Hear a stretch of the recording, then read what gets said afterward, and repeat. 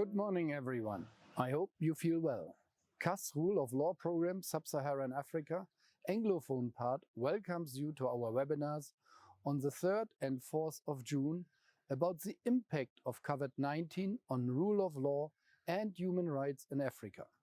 The focus on both days will be on the impact of COVID-19 on access to justice. My name is Arne Wolf and I am the director of the Konrad Adenauer Stiftung Rule of Law program in Anglophone Sub-Saharan Africa.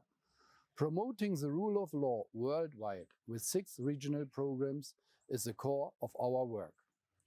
One very important part of this is the demand for and the protection of human rights. Without human rights, there can be no rule of law, and without rule of law, there can be no democracy. Human rights are not only important for individuals. To respect them and to keep them up is also a kind of glue in our societies.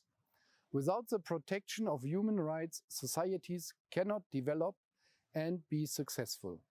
The right to liberty and to the security of his person, which is stated in Article 6 of the African Charter on Human and People Rights, is, for instance, a very important right to give people the possibility to live their life and to develop well. The measures which have been put in place by more or less all governments worldwide to contain the spread of COVID-19 violate numerous human rights. Under pressure are, for instance, the right of free practice of religion in countries where church services have been forbidden. The right to assemble freely with others where measures of social distance have been implemented. The right to freedom of movement where lockdowns have been ordered. There are other human rights which are hurt under COVID-19 counteractions and which I could announce at this point. One of them could be Article 7 of the African Charter on Human and People Rights. Article 7 says that, I quote, "Every individual shall have the right to have his cause heard. This comprises the right to an appeal to competent national organs against acts of violating his fundamental rights as recognized and guaranteed by conventions, laws and regulations and customs in force." Article 7 guarantees the access to justice, not only today or tomorrow, not only this year or next year. It guarantees the right timeless and without any limitations. But how does this right work under COVID-19 restrictions? Are people still able to demand their rights at courts? Are the courts still working, and if so, how? How can judges guarantee the access to justice? We like to discuss these and other questions with representatives from different regions in Sub-Saharan Africa. Please enjoy the webinar panel discussion and please feel free to take part and ask questions. I am sure we will achieve good results. For me, it's now time to hand over to Peter Wendo, the project advisor of our program, and Cindy Salem, the program manager. Good morning, Peter. Please go on.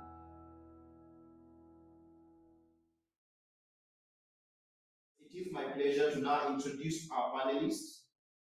All of them have very long and impressive CVs, but for purposes of this webinar, we have done some injustice to them by trimming them to bare shreds, and I hope that I can be forgiven by the panelists.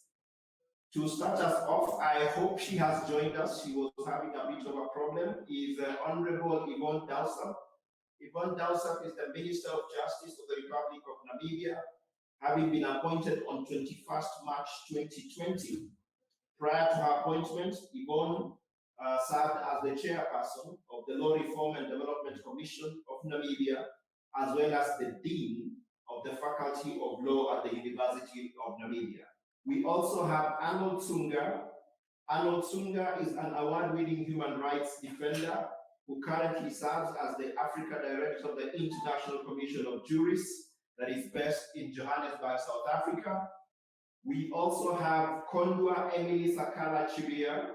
KONDWA is an advocate from Zambia. She is currently the vice chairperson of the Zambia Human Rights Commission and a commissioner of the Small Claims Courts of Court of Zambia. Previously, KONDWA served as the president of the SADC Lawyers Association, as well as serving on the council of the Zambia Law Society. We also have Mandala Mambulasa. Mandala Mambulasa from Malawi is the managing partner at MAMBULASA and Company Advocates, which is based in Blantyre. He is the former executive director as well as former president of the Malawi Law Society. I welcome you on board, Mandala. We also have Onaletata Kambai. He is a legal practitioner based in Botswana with over 15 years experience. Kambai, we welcome you and we hope Habarone is okay. Last but not least, I've got my younger brother, Dr. Justice MAVEDZENGE. He's a constitutional law academic and legal advisor at the International Commission of Jurists Africa program that is based in Johannesburg. So that is my panel. We welcome you all to join us, and we hope that we will have a fruitful, lively discussion, as Anne has said. And without wasting much time, let me start by quoting something.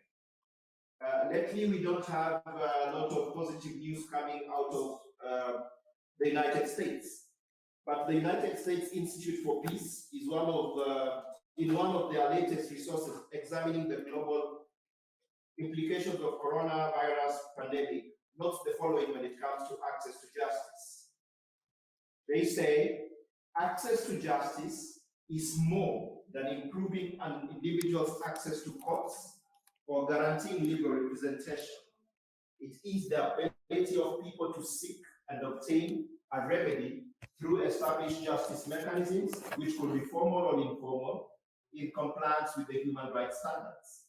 It also contends that there is no access to justice where citizens, and especially the vulnerable, the marginalized in our society, who fear system, they don't understand it or do not access it because of reasons to do with the cost of accessing justice, the geographical location, language barriers, lack of legal representation, lack of information on the process itself, as well as lack of information on the rights.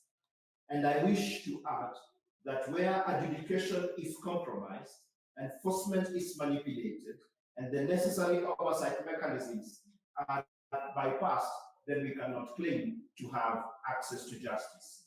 KONDWA, could you please share with us how is the situation in Zambia specifically?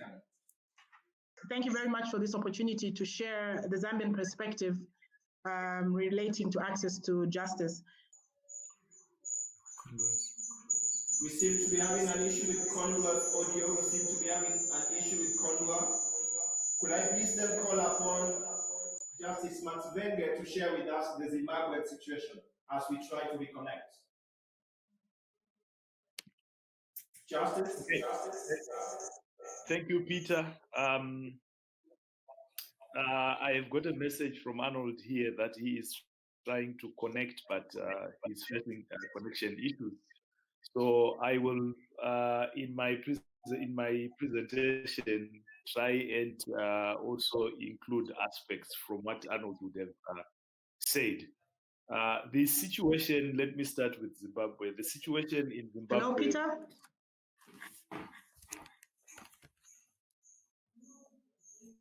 The situation in Zimbabwe currently is such that we are standing at 206 confirmed coronavirus cases, 29 recoveries, and we have experienced 4 deaths. That is according to the official status. So on 29 March, government imposed lockdown, and towards the end of April, lockdown was eased off. So this is the context within which the courts have been operating. But what is happening currently is they have directed to scale their operation.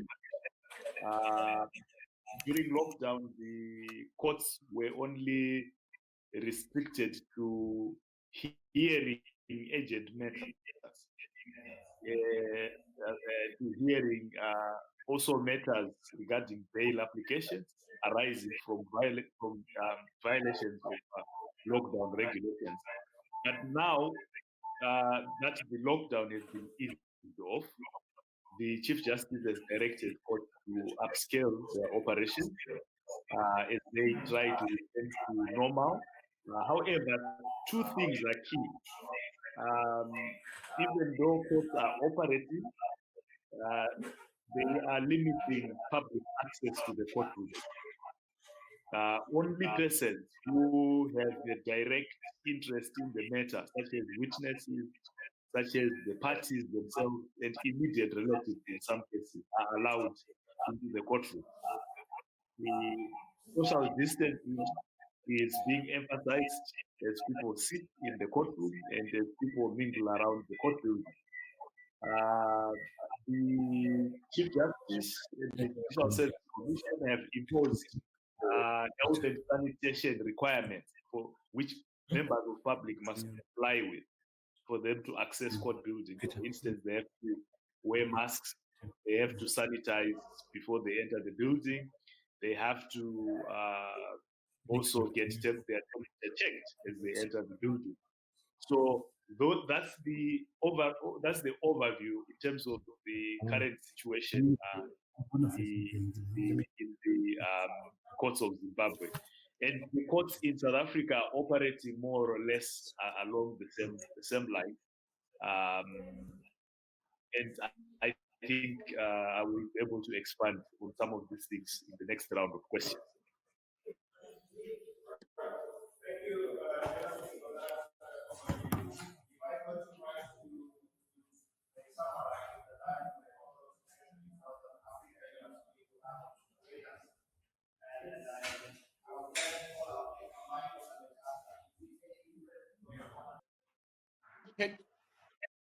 KONDWA, can you start? KONDWA? Yes, thank you. Yes, thank now you. Please proceed and share with us on the Zambian perspective. Okay, I'll do that.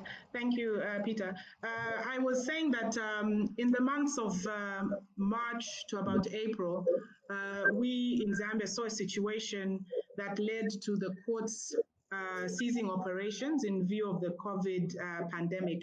Currently, the status as regards to the new cases of COVID stand at 32 as of 1st June, with 7 deaths. With this onset of the COVID pandemic, the courts ceased operations except for urgent applications such as stays of execution, injunctions, and bail applications. Soon, in the month of May, the judiciary recognized the need to adopt measures that guaranteed continued access to justice. And what then was formulated by the judiciary is what is now being referred to as the Judiciary Coronavirus May 2020 Guidelines. These guidelines came into effect on 1st June 2020, and they will be in effect for a period of 90 days, following which I think an assessment will be done, and if need be, the guidelines will be extended. So in essence, these guidelines apply to the Superior Court, the Subordinate Court, Small Claims Court, and the local courts. And what really the courts have done or tried to do is to deal with the number of people coming into the courts premises, the need for contact tracing by registration of who comes into the courts. Also, the guidelines are dealing with attendance of court, who should or who needs to be in attendance at court. There's also been an attempt to dispense with attendance of accused, especially in minor offenses. The limitation as well in terms of how long the hearing of cases should be. There has been a limit of 20 minutes. Also, a direction has been made to submit in writing. So you find that in court, there's no need for arguments, viva voce. verbal arguments, but mere submissions to avoid, I think, court users being in the courts for longer than necessary. That has already begun to happen. Also, the guidelines speak to the delivery of judgments. There's no need for judgments to be read in full, and what you see is just issuance of written judgments. What I think will begin to happen as well, an observation that has been made coming from the guidelines, is the issue of video and audio conferencing for the hearing of civil matters. Priority, of course, has been given to civil cases, injunctions, stays of execution, maintenance, and court-related, child-related applications. So in essence, in a nutshell, what we've seen is really a shift from having to go to court the way we used to go to court as practitioners, and the courts adapting to this new way of operating so as to minimize the spread of coronavirus. I would end there for now and just allow other participants maybe to speak there. Thank you, KONDWA, for sharing the perspective and the situation as it's currently playing out in Zambia.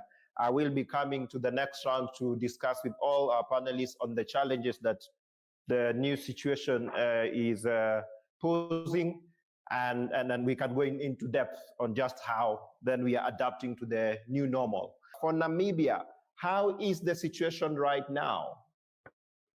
So I want to start off by just saying that one of the things that Namibia did right was just at the reporting of 2 cases of coronavirus, we declared a state of emergency. We did not wait too long to hear what was going on. So that was the first thing that I think we did right. The second issue for us was, once we declared the state of emergency on the 17th of March, the constitutional provision requires the president to have that state of emergency declaration taken to the National Assembly for it to be approved. So on the 18th of March, the National Assembly of Namibia, without any objection, approved the state of emergency. Immediately, it then became effective for 6 months. The third thing that we did was that we then had a number of proclamations set out that was going to guide the conduct and behavior of Namibians during a state of emergency. We notified the Secretary General of the United Nations, and then we prepared a number of directives and guidelines. On the 28th of March, when we just had 16 or so, I think less than 16 cases, we had a lockdown for a period of 4 weeks. And following the lockdown, we then decided to have a number of improvements depending on what the epidemiological situation in the country was. We had put the situation of the state of emergency in 4 stages. The first stage was the period of lockdown. And at all material times, what we did is we had the main proclamation, which set out the broad framework of what was expected, and I was going through a little bit of detail of what that looked like. But under the state of emergency, a number of rights were suspended or limited rather. And also under the state of emergency, what you have typically is that the president then has the power under Article 26 of the Namibian Constitution to also suspend certain provisions of existing legislation. So the governing legal framework for the duration of the state of emergency is the various proclamations, directives which are also published in a gazette, and then you have the proclamation that suspends certain provisions. We needed to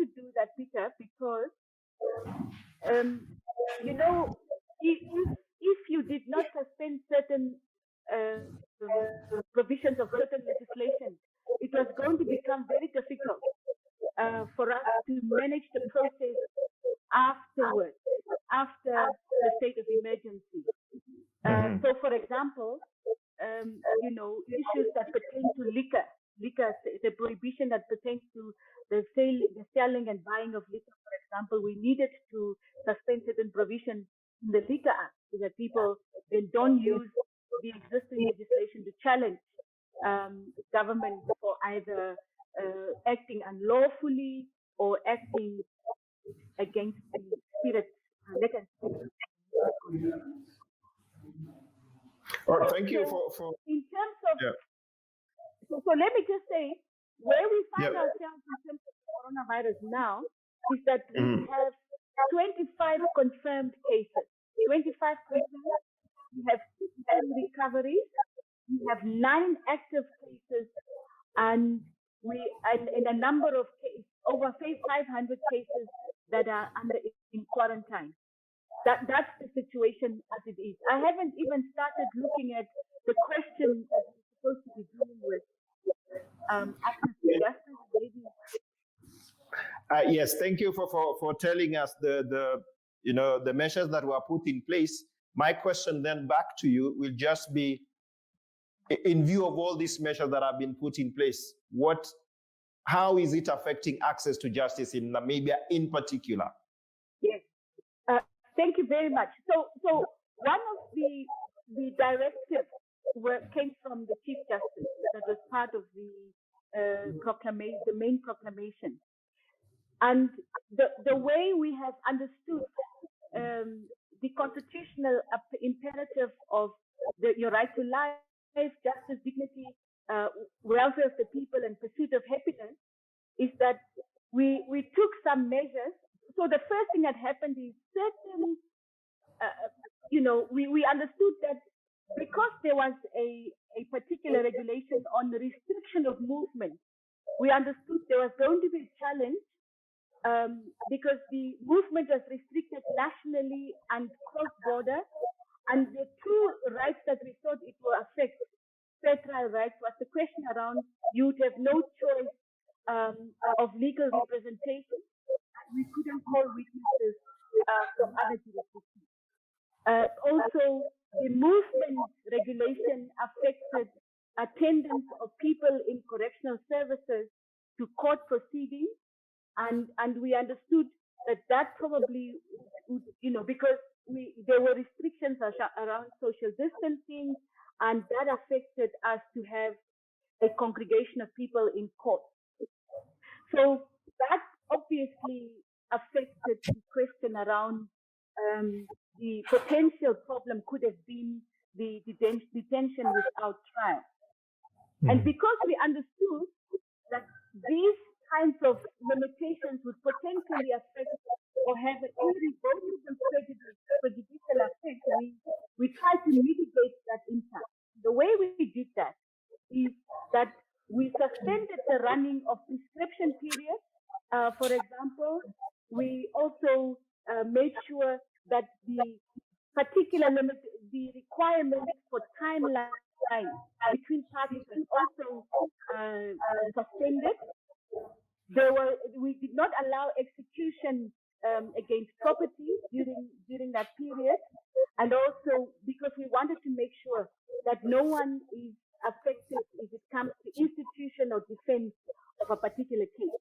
There was a very strict adherence to the 48-hour rule. We did not take that away. So the courts, magistrates, prosecutors were available for the duration throughout the stages, especially during the first stage.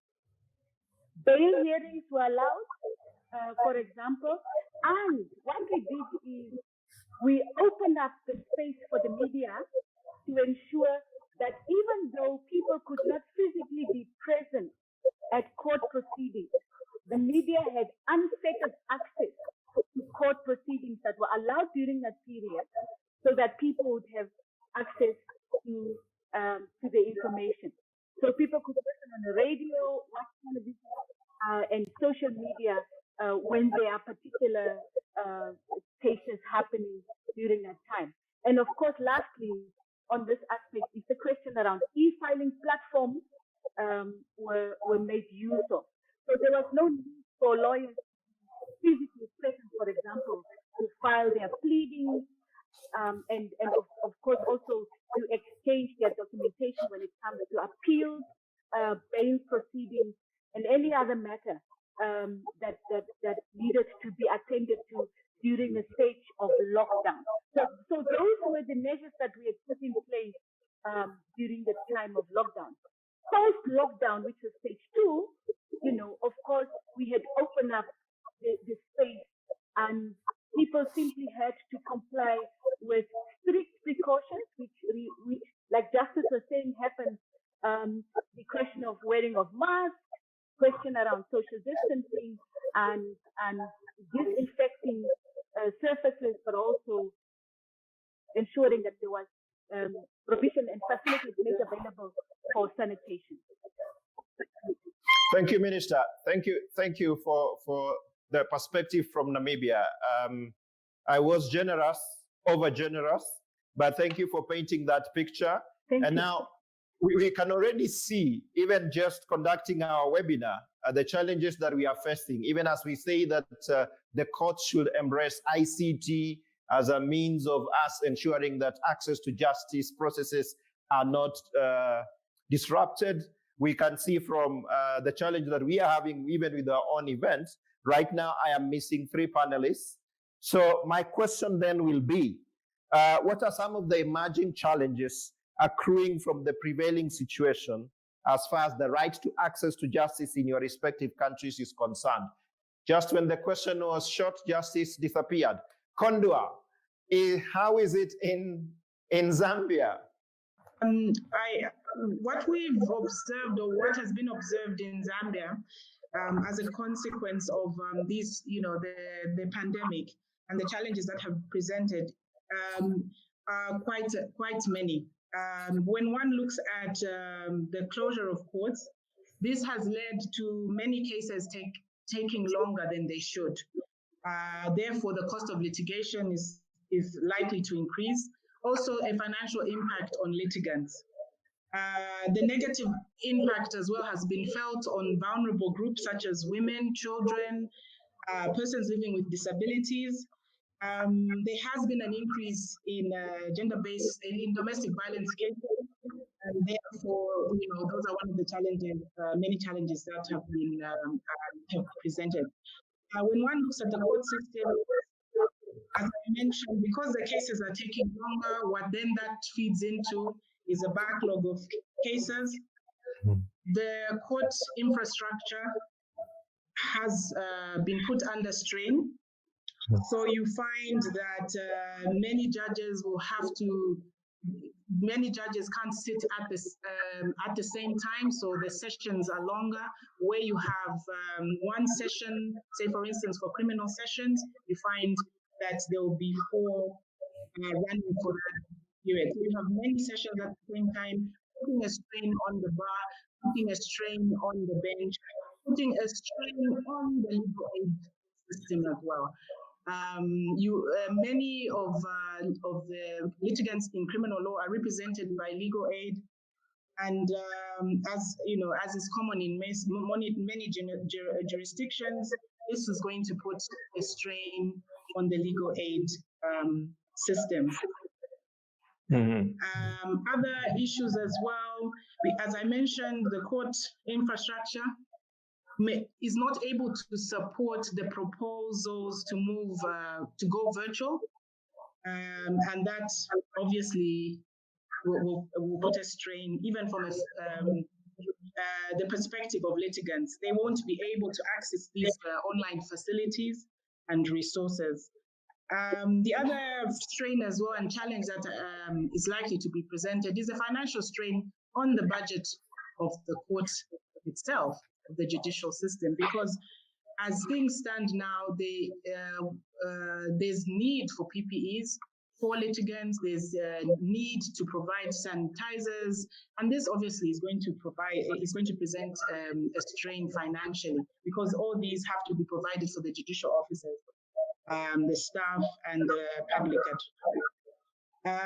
In terms of, I think in terms of also financial support to legal aid organizations, what is beginning to present is this reduction in financial support. Many of these legal aid organizations will not be able to complete their activities, which were set out for the year, their outreach programs. So what is beginning to come forth is that many organizations are seeing their financial support shrink, because they will not be able to carry out those outreach programs. Many will be questioned in terms of the budget that was originally provided for. And if the activities don't take place, then what happens to that money or that support that has been given? In as much as bail hearings have been allowed, there's also likely to be an increase of detainees in the detention centers as well. And that will put a strain on the prison services as well. I think that is my observation in terms of the emerging challenges that are stemming out of the prevailing situation. Thank you, KONDWA. So if I hear you, it is not just the judiciary as an institution, but the entire chain of the administration of justice that is actually experiencing strain and is likely to experience a lot of challenges, mainly accruing from lack of resources for them to continue doing what they need to do. The minister, I don't know how it works in Namibia. Probably you're the one in charge of the budget. How is this COVID-19 affecting the judicial system in Namibia? So Peter, just to say, I'm not in charge of the budget, obviously. It's the Ministry of Finance. Correct. But last week, I'm not sure what you meant. I meant for your docket, sorry. Yes.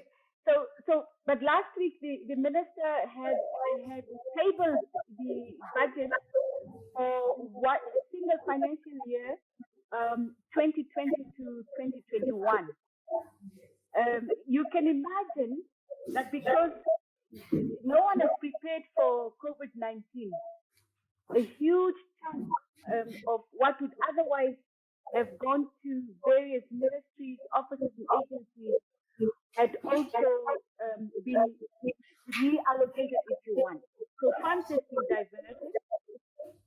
For example, the Ministry of Justice did not get all that it had asked for, but I can safely say that we got what we asked for in terms of ensuring two things. One, that we addressed the concern of challenges around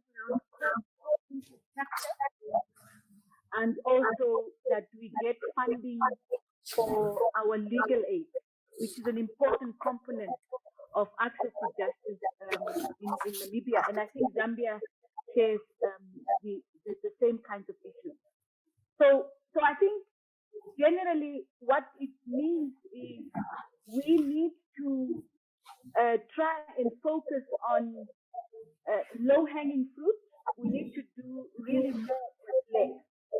That's what it means. So I think just, Peter, if I may, just yes. Some of the challenges we're facing, given the restricted environment in which functions society, I think, when I had interacted with the legal profession, one of the challenges that they pointed out, for example, was the question that there are many lawyers that were unable to generate any income, particularly during the lockdown.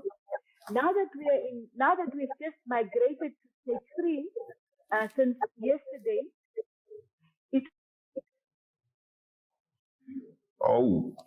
we seem to have lost KONDWA. We've lost KONDWA. No, we've lost YVONNE. So we only have one lady standing. KONDWA, You're the only lady remaining standing, so we can continue with our conversation. And I just want to pick on some of the issues that you raised, especially the issue of congestion in prisons and those kind of facilities. Out of the measures that Zambia has taken, how worse is the situation, especially when it comes to law enforcers trying to enforce some of the restrictions? Are we seeing a large number of people then being put in remand for violating those restrictions? And how is it then playing out insofar as the capacity of those facilities holding such large numbers?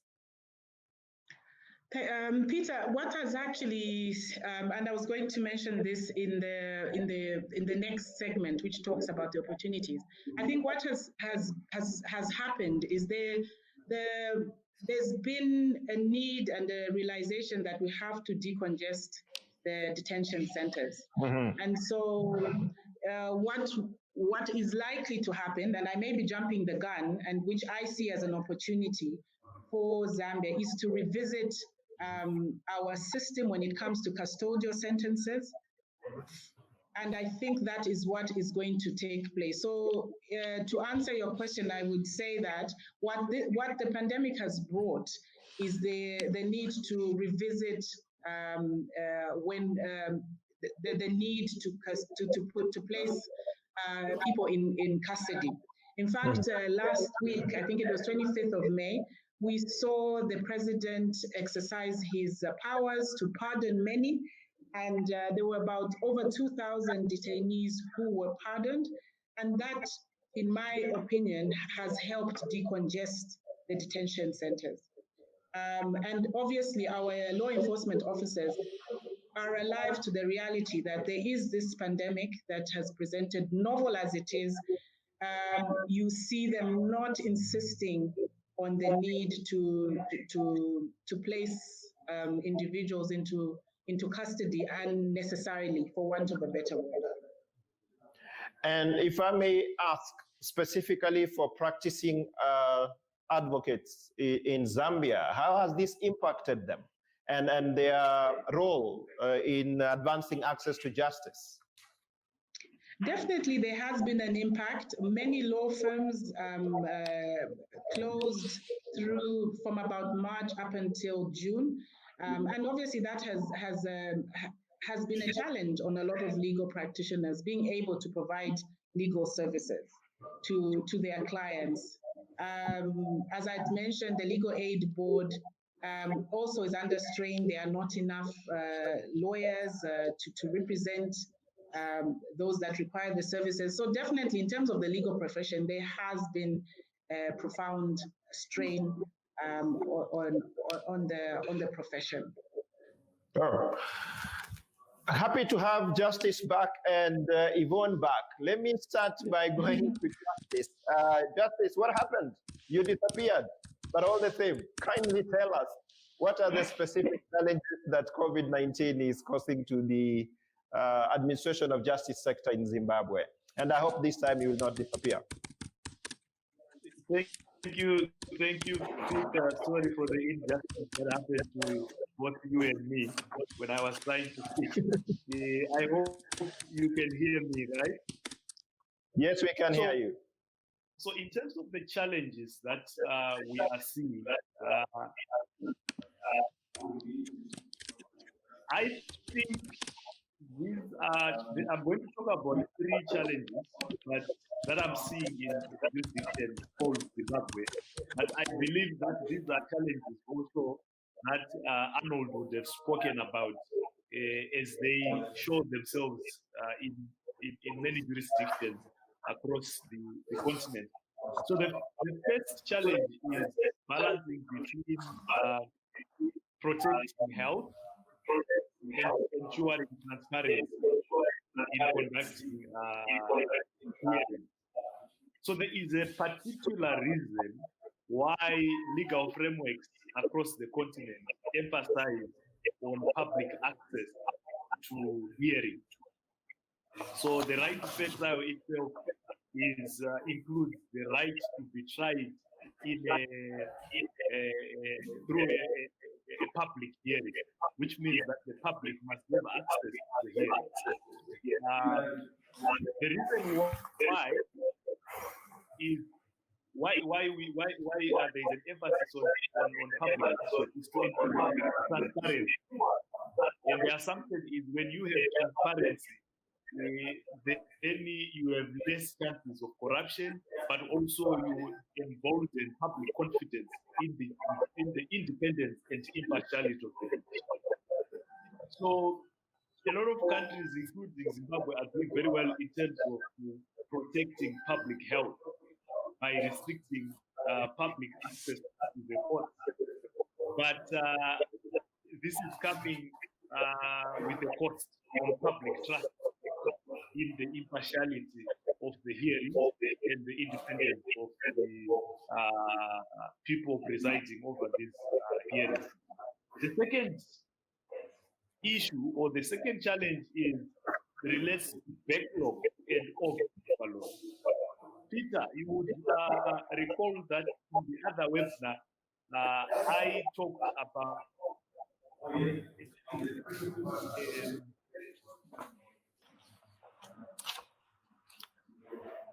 Justice, I seem to be losing you. Yeah. Yes, Peter. I seem to be losing you, but continue now. I can hear you. Saying, yes. We have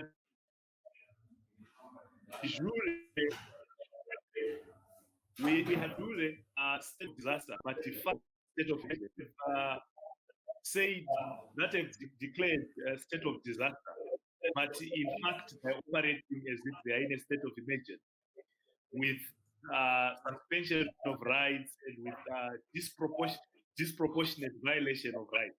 So what is happening is we are seeing a lot of cases arising from the way the security agents conducting themselves when they are enforcing these regulations. How these cases end up in court, and they are increasing the load.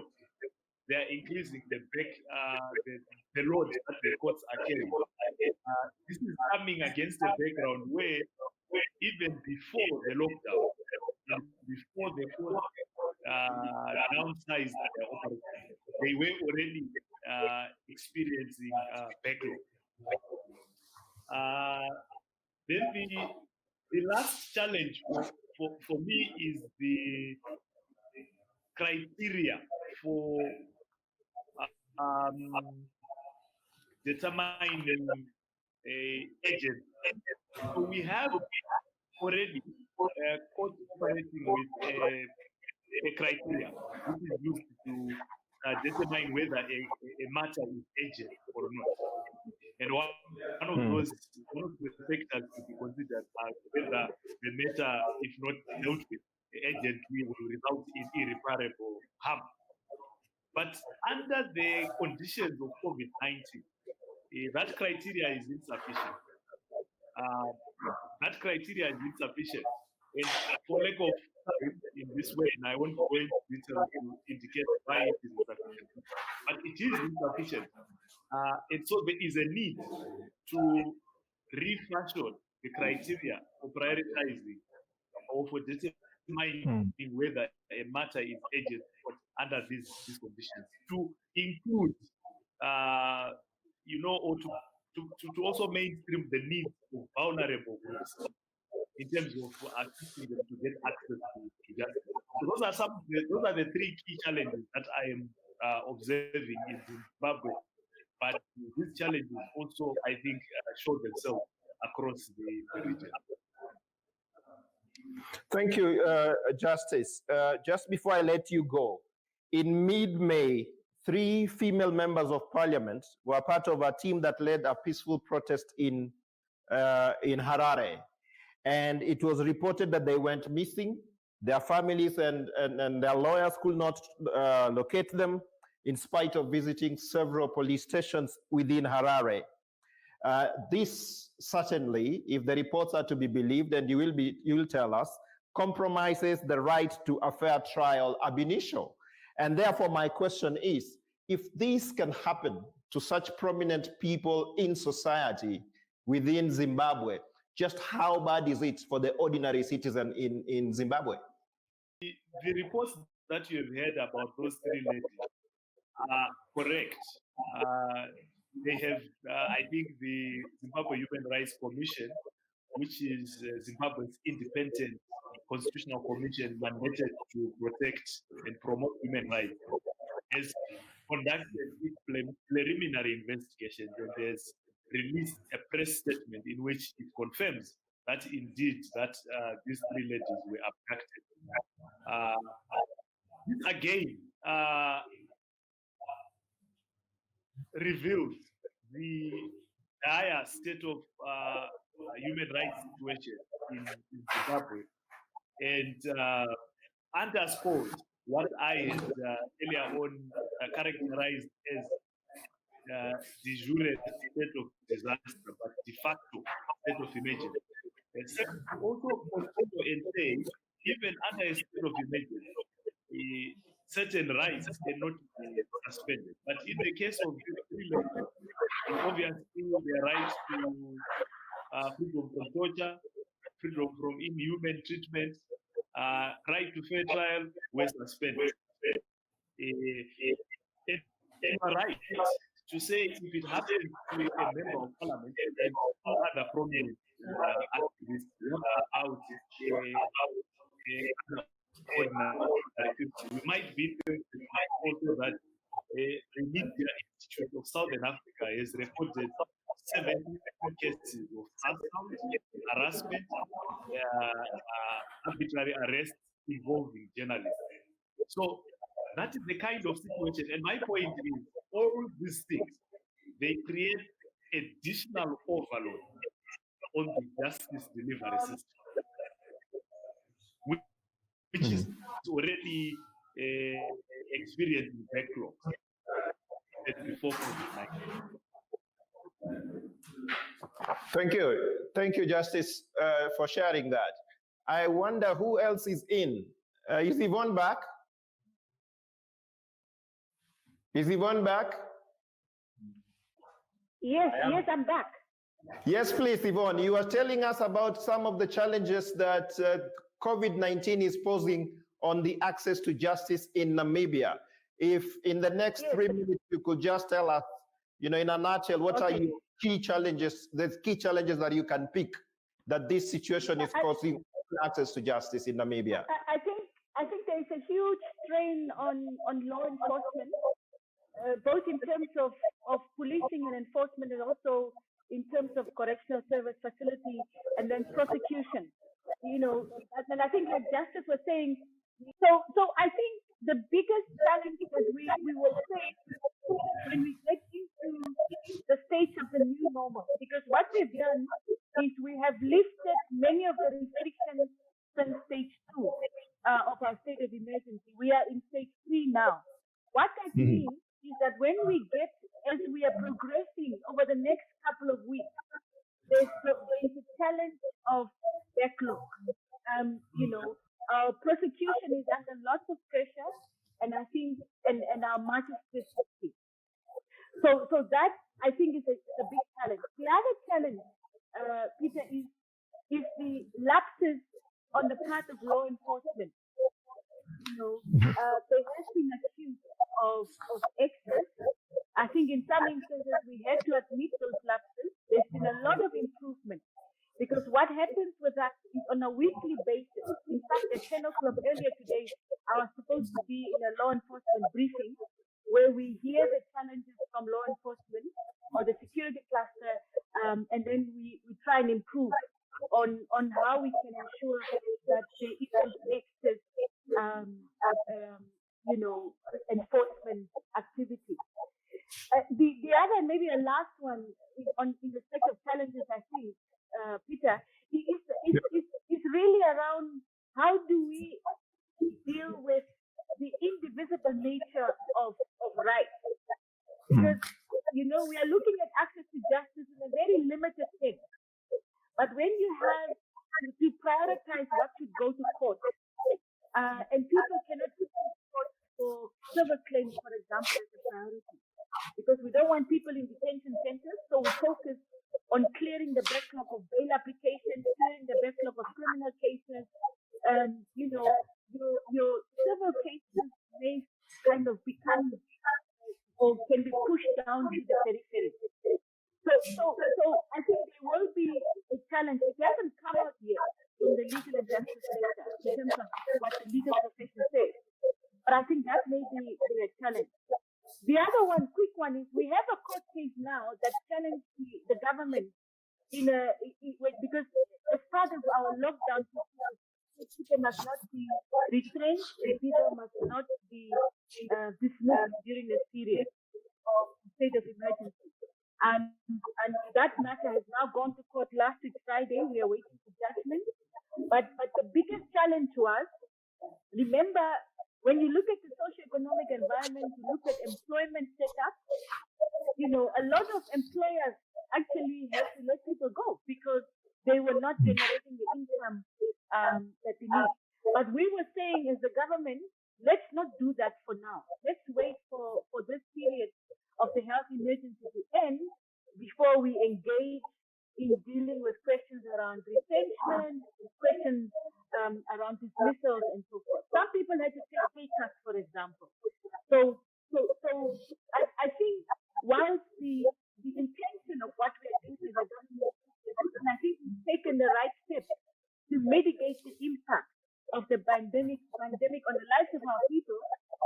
We cannot deny that there's been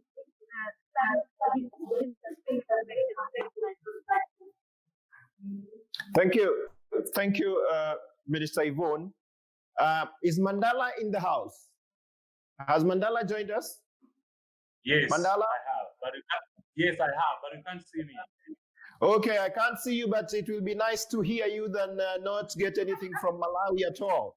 And Mandala, my question to you then is, in a series of cases, the courts in Malawi have found that there is no proper basis in existing laws for lockdown regulations. What is the situation on the ground right now? Well, you are right in the first place. The court granted an injunction against the law, and the government did not challenge it, and therefore the injunction still stands. But what we have seen is that government has been issuing circulars to the effect that public employees should work from home. So we have a sort of mean or partial lockdown to that extent. Although most of the private sector is working, but not on full scale. So that's what I would say. We have a mean or lockdown. And of course, the judge who was hearing the matter raised those constitutional issues and referred the matter to the Chief Justice for verification, and the matter should now be decided by a panel of not less than 3 judges. And last week, the Chief Justice certified the matter as a constitutional matter, and therefore, very soon it will be coming before a panel of not less than 3 judges to determine the constitutionality of these regulations that have been promulgated and some of the measures that have been taken. From your explanation, Mandala, then, can we assume that the justice and legal sector activities are going on uninterrupted? Not at all, not at all. The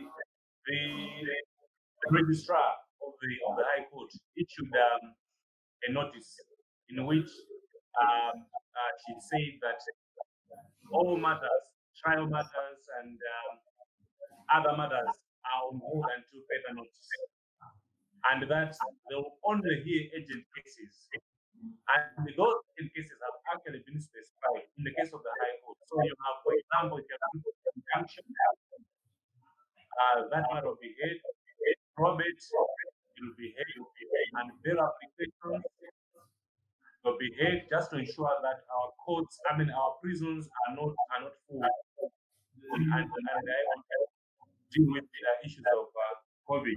So those are the only matters that are complicated. The rest have been mainly. Thank you, Mandala. Before I lose you, tell us now, what are some of the challenges that COVID-19 is causing the whole administration of justice chain in Malawi? What are the key challenges that for you are accruing from this situation? Okay, I'll talk about maybe two challenges or three. The first one is that the registrar in that notice said that judges in the criminal division should hear bail applications, reviews, confirmations, and also conduct camp courts. Now, for the judicial officers to conduct camp courts, they need to go to the prisons, to visit the prisons. And then one of the challenges that they are facing is that judges are not being provided with personal protective equipment whenever they visit prisons to conduct the camp courts. And that is posing a big challenge. That's number one that I can talk about. Number two, we saw in the presidential elections case in which the electoral commission was trying to get lawyers from South Africa to represent the electoral commission. Now, because of the requirement that whenever you have traveled from a hotspot country, you have to be under quarantine for 14 days. Lawyers are not able to travel to handle the matter. And therefore, one can argue that if we agree that one aspect of access to justice and legal remedies is to be represented by a legal practitioner of one's choice, then these regulations that you have to be under quarantine for 14 days, a person or an authority may not be able to get the sort of representation that they want from a lawyer from outside the country. So to me, that's another challenge. The third challenge that I'll talk about relates to how COVID has affected doing of business. Now, people in business are able to commence proceedings for recovery of debts because courts are on slow down. Those matters won't be here. They are not among the agent matters. So how do you operate? You are being owed so much, and then you can't sue. The courts won't hear. That is also affecting doing business. So for now, let me highlight those three challenges. No, thank you. Just before I let this, we move on to the next question. I would like to ask the panelists. In the Kenyan situation, lawyers actually had to petition the High Court for them to be listed as essential service providers. Initially, they had not been listed, and therefore they suffered the same restrictions that all ordinary citizens faced. In Zimbabwe and in Zambia, are lawyers, activities of the lawyers restricted in any way? Well, there are no restrictions as per se, but I think the restrictions come out of the limitations that one has as a practitioner to access one's clients, to access the court. So insofar as strict restrictions on legal practitioners, no. Zambian lawyers have not been restricted by any regulation, but the circumstance itself has restricted lawyers from performing or offering the services that they normally would be able to do freely. So, court systems in Africa were generally perceived as too amorphous, too slow, too complicated, and generally beyond the reach of the poor and the vulnerable.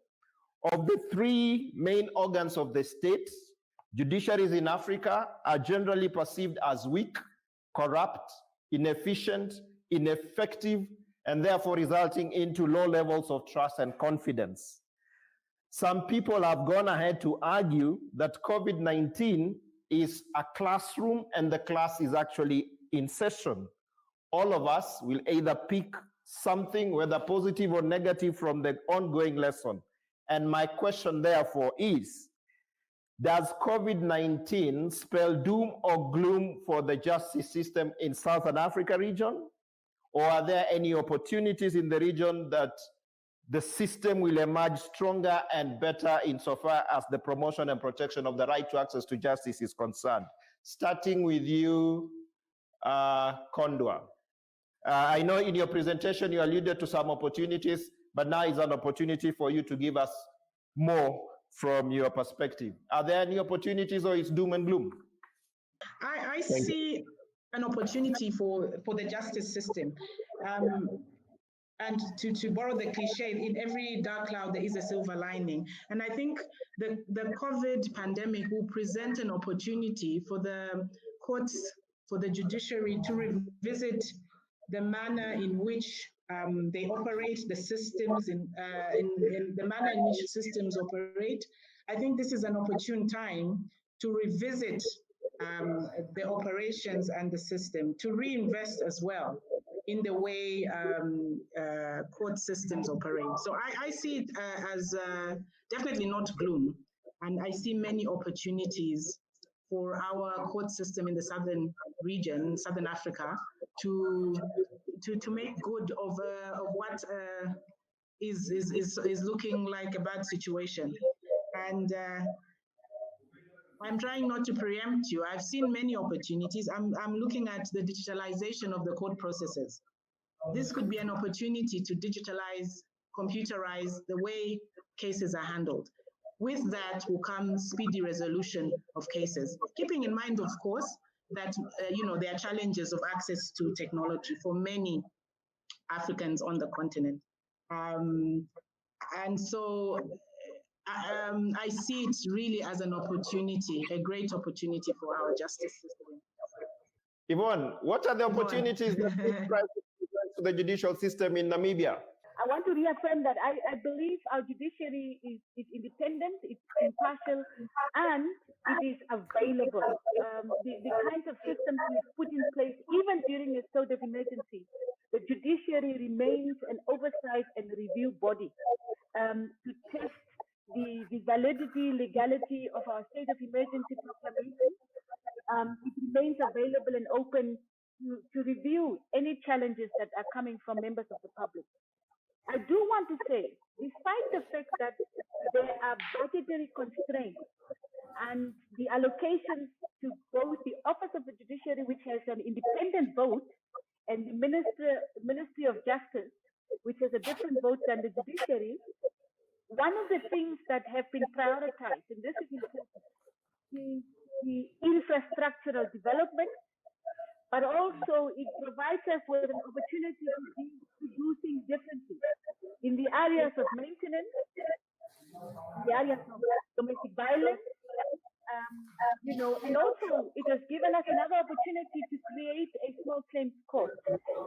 So I know that I'm not sure whether Zambia or which jurisdiction already has one, but this has given us, has propelled us.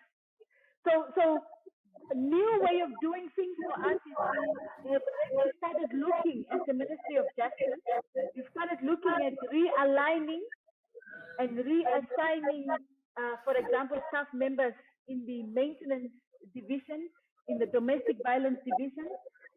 And we're piloting a course, and of course we're looking at whether or not we can increase our infrastructural capacity for our courts in rural areas. So if I hear you well, Minister, I think you're saying there are already dividends that we can see for the judiciary in Namibia as we speak. Maybe just for clarification's sake, you talk of the judiciary now being perceived as an independent body not working under the Ministry of Justice. Was this decision made in the midst of the crisis? Was it a prior decision?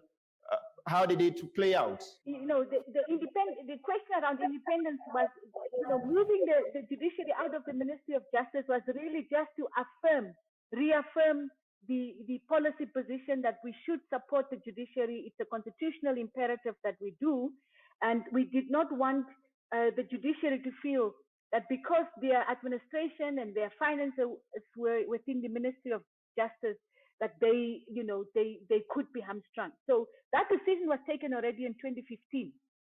But during the pandemic, the importance of that decision became more clearer. Just one more thing. Some of the other things that I think we will do differently is the introduction of what we call video judgment, as we prepare for our new normal in stage 4. So that we decrease the aspect of congregating, because we want to increase on the question. We want to make the question of social distancing and physical distancing something that we will live with for quite a while still going forward. If we want to keep the numbers that we have at the moment at a low rate, we would have to maintain some of the things that we've been doing right, I believe, at least for a while longer. So I think video judgment will have to improve on our e-filing platform, so that there isn't a continuous congregation of people, even at the court level. Thank you. Mandala, I hope you're still there. What opportunities are there for Malawi?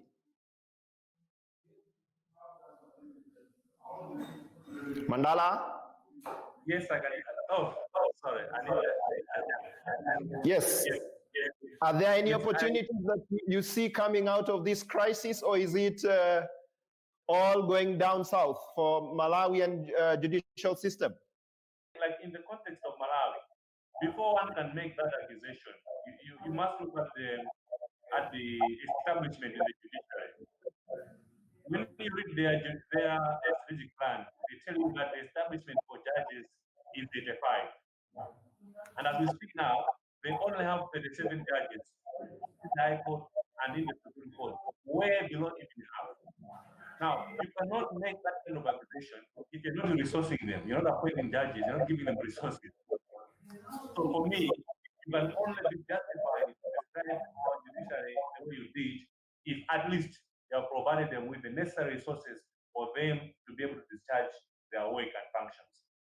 Now, coming to the issue of opportunities that COVID-19 has presented, under our courts, High Court Civil Procedure Rules 2017, one way of dealing with proceedings justly includes use of technology. So this is something that we already have, but I think COVID-19 has presented us with a little more opportunity for us to explore the use of ICT a little more than we were doing in the past, so that we minimize contact between the judicial officers and court users. And it's already happening. Some of the judges we're able to do now mediation through WhatsApp call, through video conferencing, and the judge will be at his home, the lawyers are in their offices. Yeah, but of course, there's a disadvantage in the sense that in the process of doing mediation, sometimes you may ask a particular party to go out and you talk to one party and then try to convince them and bring them on board or challenge them maybe to say, look, that bit is missing. So yes, while we may be able to use ICT technologies, it has also this bit which may not effectively bring out the best, especially like through the use of WhatsApp call to do mediation. Now, the other opportunity which I'm seeing relates to issues of law reform. When you look at the notices which the registrar and the courts have been issuing to say these are urgent matters, these are not urgent matters, or paint, a question has been asked, or I'm asking a question. And I think MAVEDZENGE raised a similar question to say, to what extent can a mere notice override substantive provisions in the law and in the procedural law? So for me, those would be some of the opportunities that this has presented. Thank you, Mandala. Is there anyone else on the panel who has not responded to this? Anyone either joining us on audio? Yeah, can I respond to this question as well? Yes, Justice. So I think I associate with the previous speaker, so I won't repeat. the same opportunities that he identified, particularly around digitization, they exist also in Zimbabwe and in other jurisdictions. But I want to also talk about two other opportunities in terms of jurisprudence, which I am seeing. So one is that in the middle of this crisis, we have seen courts coming up with decisions that are progressive in some instances, asserting the rights of people in this kind of a crisis. We have seen that in South Africa in the COSA judgment, which resulted in the development of the code of conduct for security agents when they enforce lockdown measures. In Zimbabwe, we have seen two judgments, I think, on COVID-19. One, which underscored the obligation of government to conduct massive testing. The other one was a judgment which asserted the freedom of journalists to move around and to move around even during lockdown, and for them to be considered as part of the essential service providers. Now, those judgments, I know there are not many judgments, but those kind of judgments do achieve two things, or show us two things. One is they underscore the role of the judiciary in protecting constitutionalism in the middle of a crisis. I believe that this is not the only pandemic that we are going to experience. We are going to experience more. And I think there will be a shift post, there has been a shift post these judgments in terms of public perception of the role of courts in protecting constitutionalism, particularly during a crisis. But second, other opportunity is in the role of international law principles. The role of international law principles, particularly the role of the principle of necessity and proportionality, which is recognized in Article 4 of the International Covenant on Civil and Political Rights, and is also domesticated in a number of constitutions. But because we rarely experience public emergencies, so that principle is not really attended to because it's not an everyday. It's not used on a daily basis. The principle is basically that if you are going to impose restrictions in order to deal with a disaster, those restrictions must be confined to what is necessary. And then secondly, those restrictions, if they are necessary, must be proportionate.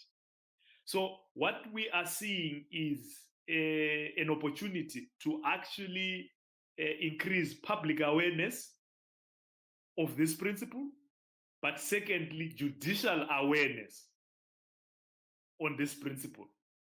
Because whilst the principle has been there all along, but it has not been used in so many cases because it's not so often that we have had this kind of a pandemic.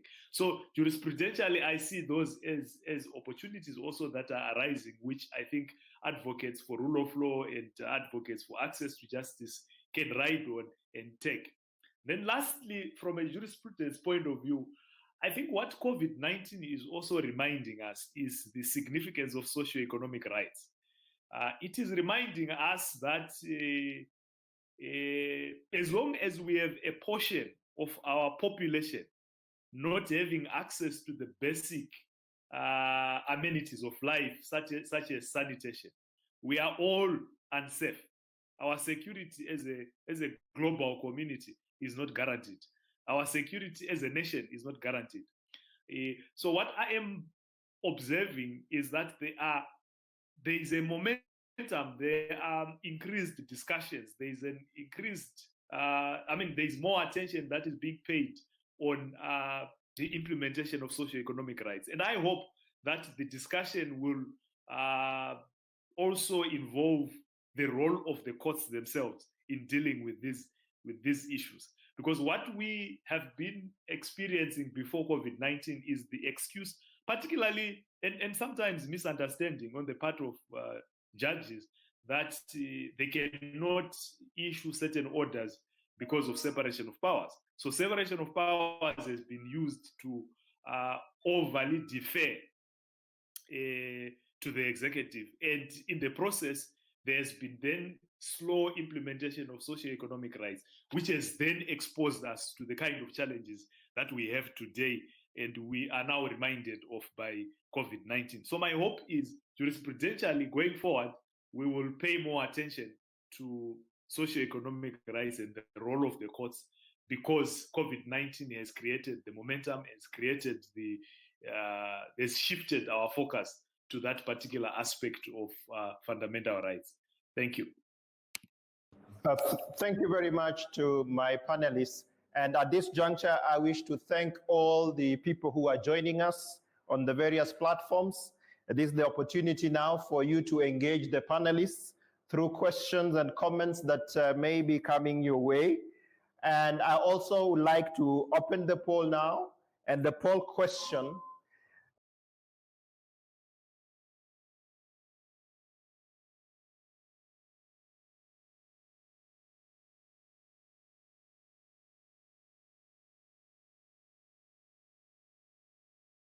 we would like to get your perspectives, especially people from Southern African region.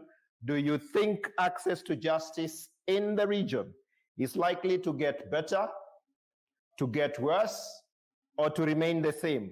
We will appreciate your responses and probably a mention of the country as you engage us.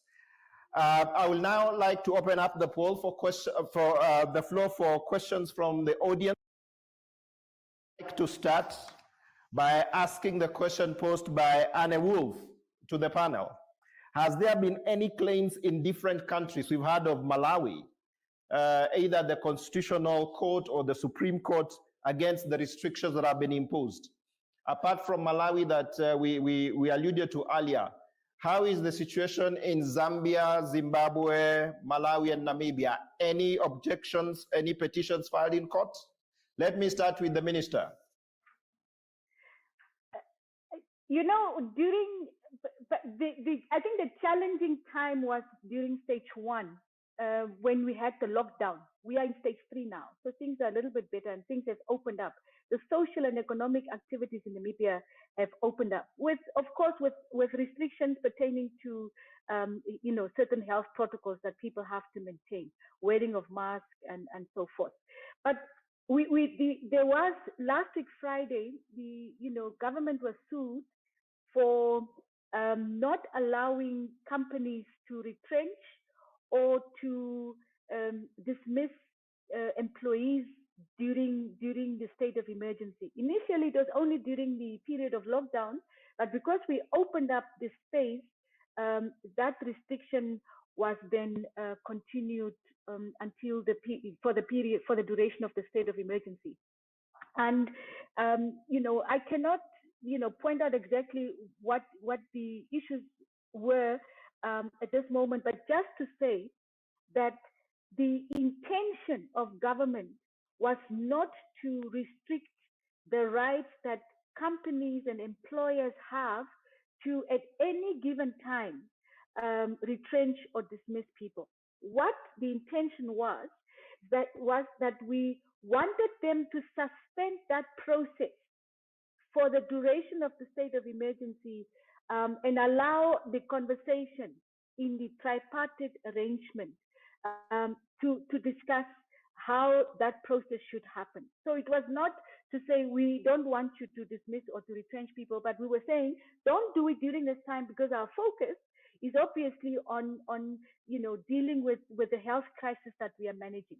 So that matter is sub judice because it's in court now. We don't know what the outcome will be, but I think it shows that the question around what happens when a state of emergency is the oversight role of our judiciary remains intact, and the oversight role, of course, of the legislature also remains intact.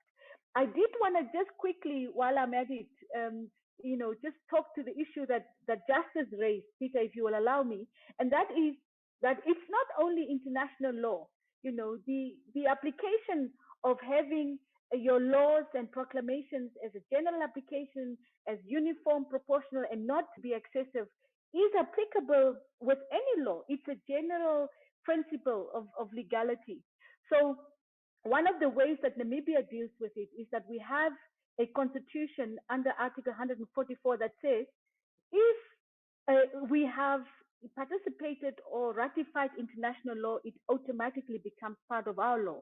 So in the event that domestic law doesn't adequately provide safeguards and protections for our people, we import provisions of international law that would be applicable in that sense. But I agree with the principle that there will be a lot of jurisprudential development, and we just don't see enough of our people making use of that system to challenge the problems that they may be experiencing. And at some point, I want to respond to the question of socioeconomic and discriminatory issues, but I think let me pause here. Minister, now let me go to KONDWA. Any claims or any petitions against the restrictions in Zambia? Thank you, Peter. I'm not aware of any cases in the superior courts relating to the restrictions. I am, however, aware of a claim quite recently filed that is dealing with excessive use of force by the police during this restriction period, during the lockdown, as one would say. But how far that case has gone, and that's a claim against the state, I'm not too sure, but I think it's just at the beginning of the matter, and it will be very interesting to see what comes out of such a case. Mandala, is there anything that you may want to add on to the fact that Malawi has already been cited as one of the countries where restrictions were challenged in court? Is there anything you may want to add on to what you already shared, or should we move on? I can add to say that our courts, I think, have stood strong and have said that our constitution is a binding social contract between the people of Malawi and those who govern them, regardless of the times. And in one case where the Chinese community, 4 Chinese, were denied entry into the country on flimsy grounds, I would like to quote what the court has said. The court said that the court will not be part of a fight against the pandemic that is being waged outside the dictates of the law. Equally true, the court will not endorse measures that are unconstitutional and ultra-vires. This country is founded on the rule of law. So our courts have been firm, and as I said at the beginning, there is currently a case which will be heard before a panel of no less than 3 judges to determine the constitutionality of the COVID-19 regulations that have been promulgated under our Public Health Act, which have affected a number of things. So yes, we have I think 2-3 cases that are being challenged, including one by a church bishop. You'll recall that even churches were not allowed to meet, but now that has been relaxed a little bit. So there is that case as well, which is challenging those regulations for infringing on the right of freedom of worship. Thank you. Justice, how is it in Zimbabwe? Thanks, Peter. And perhaps before you respond, in addition to Zimbabwe, any other important things you have seen emerging from the region by virtue of the fact that you work with a regional organization? Anything that you have picked in addition to Zimbabwe? Thank you, Peter. I had earlier on alluded to what I called progressive judgments coming out of the court. So I don't want to repeat them, but I think just to underscore that for me, the most important challenge that has been done in Zimbabwe against COVID-19 lockdown restrictions is the judgment, is the challenge mounted or filed by the Media Institute of Southern Africa. When the lockdown was imposed, the journalists were not included as part of essential service providers, which meant that journalists could not move around and do their business. And the Media Institute of Southern Africa took on review those regulations, and thankfully the court underscored the right of journalists to operate as essential service providers. In South Africa, there is the COSA judgment, which basically challenged the manner in which the South African Defence Forces and other security agents were enforcing the regulations. You would know that the background to that case is that a group of citizens were assaulted, and one of the South African citizens, Mr. Koza, died of the injuries sustained during the assault. The court basically ordered a lot of things, but the most notable and most remarkable, I think, order was that the South African Defence Forces had to come up with a code of conduct to regulate the conduct of security forces in enforcing the lockdown regulations. I can tell you that in a number of jurisdictions across Southern Africa, there is no such code of conduct. So one would hope that this particular order coming out of the South African judiciary is one that can persuade other jurisdictions to also follow suit, to develop and apply a code of conduct specifically on the implementation of the lockdown regulations. I know that there are various other kinds of code of conducts that are in place which security forces use, but I think what we've been observing is that there is no code of conduct in many jurisdictions specifically designed to regulate the conduct of security agents in implementing public emergency orders, such as the COVID-19 lockdown.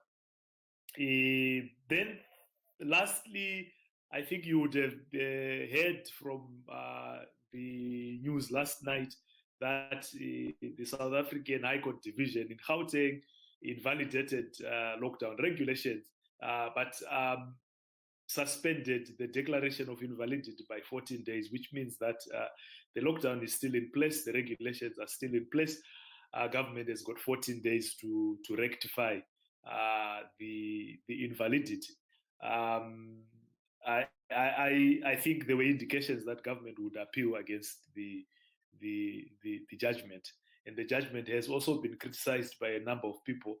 But it is a judgment, and it is what I think is important coming out of that judgment, in my view, is number one, to underscore the notion that even when we are in a state of disaster, even when we are going through a crisis such as COVID-19, the rule of law, particularly the role of the judiciary, is not suspended. Nothing that government does is above the constitution. And I think that is the most important message that is being sent across the nation in South Africa, but also in the region, because of the similarities between the constitutions of the various jurisdictions. And then secondly, I think the aspect to do with the rationality. YVONNE and I have talked about proportionality and necessity. Related to that is the principle of rationality, to say in a state of disaster, whatever government imposes as a restriction must be rational. And I think that is what that judgment is underscoring, that the test for rationality will always be applied, even when a government, when a country is going through a disaster. And when, of course, a nation declares a state of emergency, as is the case with Namibia and other jurisdictions, then they have to comply with the principle of necessity and proportionality. Those would be my submission. Thank you very much, Justice. Just to remind our audience and those who are participating in the webinar that our poll is still open, and we are asking the question, do you think access to justice in Southern Africa Southern Africa region is likely to A, get better, B, get worse, or C, remain the same? I repeat the question. Do you think access to justice in Southern Africa region is likely to get A, better, B, get worse, or C, remain the same? We encourage you to participate so that we can get a feel of how the situation is down south. Just to ask another question, and I also encourage you to pose your questions and comments that we can engage our panelists. As we wait for that to come through, my other question to the panelists will be, do you think this offers the African judicial system as we know it? There are pockets of informal justice system, or let me say traditional justice systems that still exist in many African societies. Do you think this crisis, the fact that people cannot access formal courts, offers an opportunity to strengthen these systems? And besides strengthening the systems, then how can we infuse this system with the formal system, as it were? Let me start with KONDWA. Thank you. Thank you, Peter. In fact, I would like to say that this is actually an opportunity, once again, emphasizing the reality that there is need to rethink and reinvest new ways for making justice accessible to all. And I think the traditional religious and community leaders would play a great part in this in this aspect. I think they have a great role, an important role to play in resolving disputes and tensions, and this would help complement the justice mechanisms.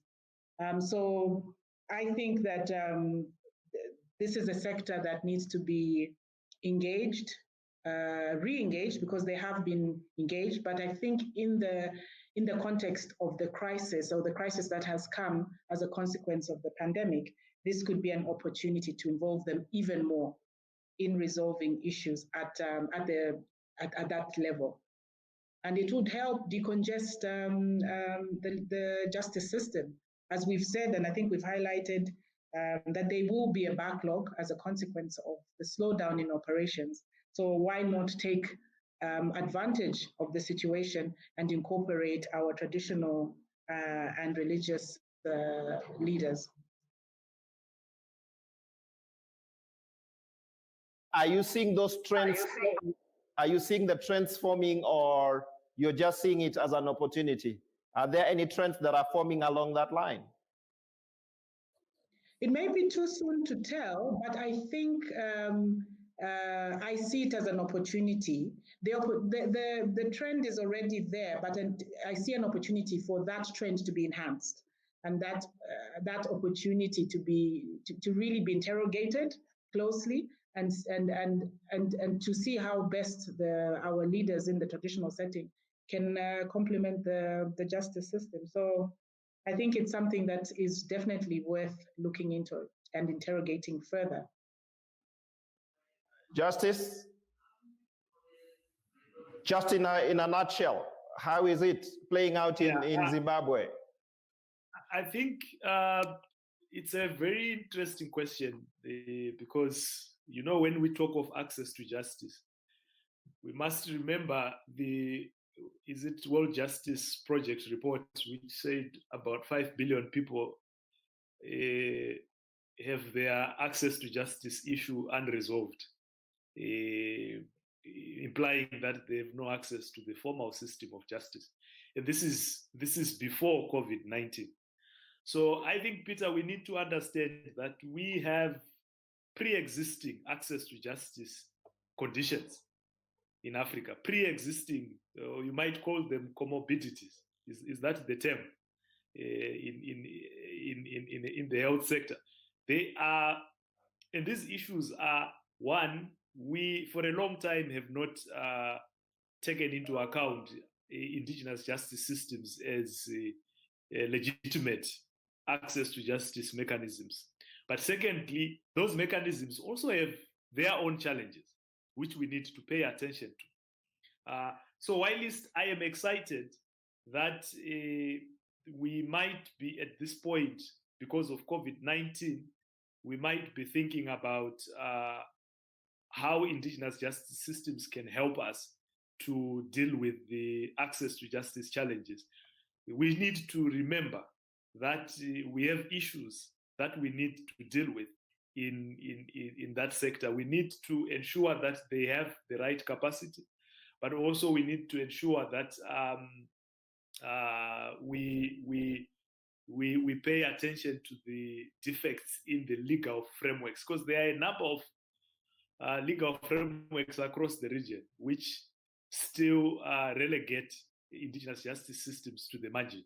And until we deal with those things, I think our efforts to actually expand access to justice in going in that direction will be restricted. So I'm sorry to sort of be sound like I'm being pessimistic, but I am probably trying to flag some of the issues that are that were existing prior to COVID-19, which we need to deal with in order for us to move in that direction. Thank you, Justice. Minister YVONNE, what do you see from the Namibian perspective?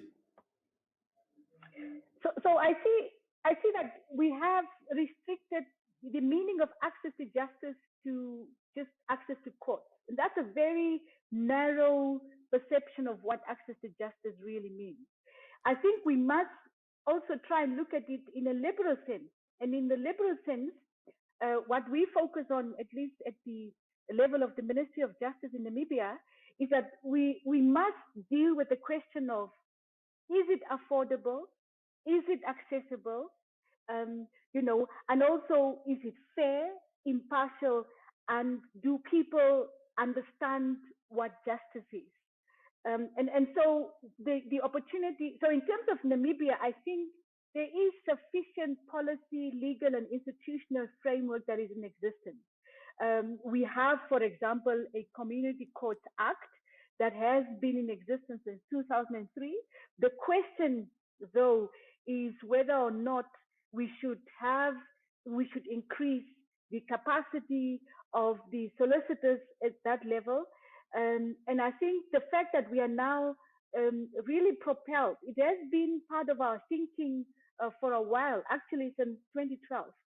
But I must say that perhaps the impact of COVID-19 on access to justice, particularly on your formal kind of system, has made it a priority for us now to open up the space for a small claims court. So that bill has been finalized and it will be going to Parliament in this financial year. So there is certainly opportunity, I think. But I think the questions that justice is raising also affects how the legal profession sees their role in increasing access to justice. And when you're talking about whether or not it will improve, it will get better or worse, we should also ask members of the legal profession what their role should be in ensuring access to justice. We know, for example, in Namibia, one of the biggest challenges we had is the question that our fees in this country are prohibitive. And many of the ordinary people on the street cannot afford lawyers in this country.